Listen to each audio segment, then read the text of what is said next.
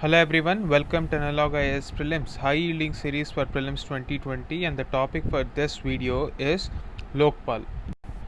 The reason why this particular news item is important for Prelims is because of the fact that for the first time Justice Pinaki Chandra Ghosh was elected as the Lokpal,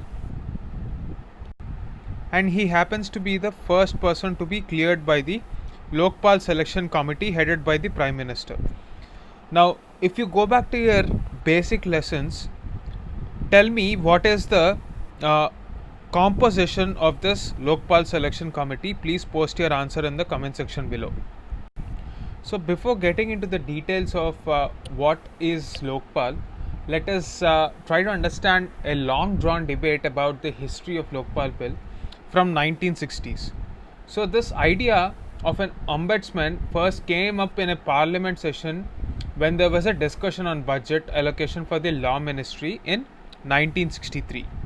So after that, the first Administrative Reforms Commission in 1966 recommended two independent authorities, one at the center and one at the state level, to probe any sort of complaints against public functionaries, including MPs. After that, in 1968, Lokpal bill was introduced in the parliament but was not passed. 8 attempts were made till 2011 to pass the bill, and it was finally in 2013 that Lokpal Act 2013 was passed. So in 2016, Lok Sabha agreed to amend the 2013 Act, and it was in 2017 finally the Supreme Court clarified that Lokpal appointment process need not be stalled merely due to the absence of leader of opposition, who is also the member of Lokpal selection committee as per the 2013 Act. So if we go into the details or highlights of the Lokpal Act 2013, the Act allows setting up of an anti-corruption ombudsman, and he is called Lokpal at the central level and Lokayukta at the state level.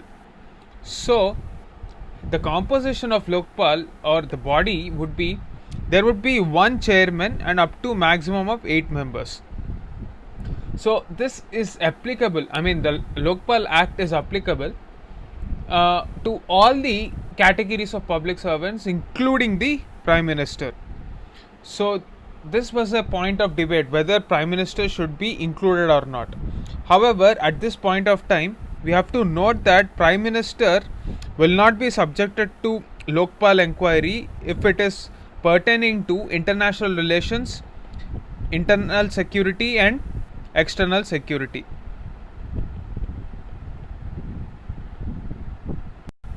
Also, we have to note that Lokpal is not applicable for armed forces.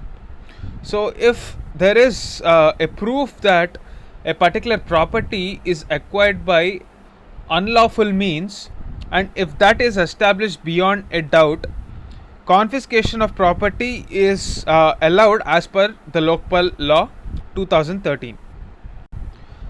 The law also allows that public officers who act as whistleblowers. Now, who are whistleblowers?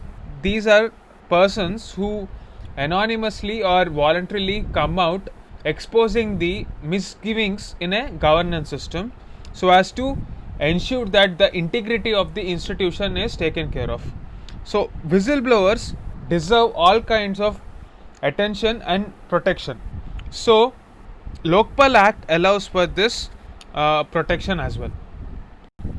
So who is eligible to become a chairperson of the Lokpal body?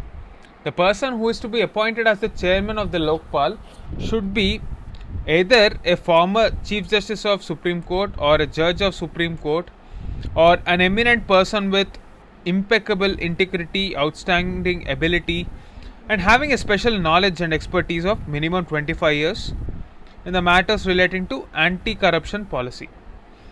Now, there are various other specialized agencies or specialized fields from which individuals can be picked up, like say insurance, banking, law and management.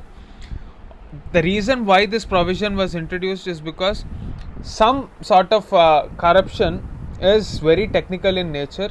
Like for example, if you take the case of SEBI's insider trading, it requires special expertise. So in order to accommodate even such kind of possibilities, people from specialized fields are also allowed to be members or chairmen of Lokpal. Now, in this context, please go back to your basic textbook and tell me who cannot be a chairman or chairperson of Lokpal. Please post your answer in the comment section below. Now, let us have a look at this question. We have already discussed that a person who is eligible to be the chairperson of Lokpal can be a former CJI or judge of Supreme Court.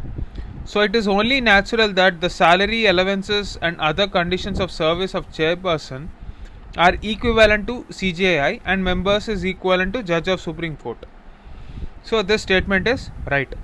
The Lokpal will have the power of superintendence and direction over any investigation excluding CBI. This is a false point, because this was one of the most controversial issue, that whether Lokpal will have jurisdiction over CBI cases. So finally, in the final version of the law, even CBI was included. So this is a false statement and one only is the correct statement. Now please have a look at this question. Please pause the video and try to answer this question along with an explanation in the comment section. That's it for this video. Thanks for watching.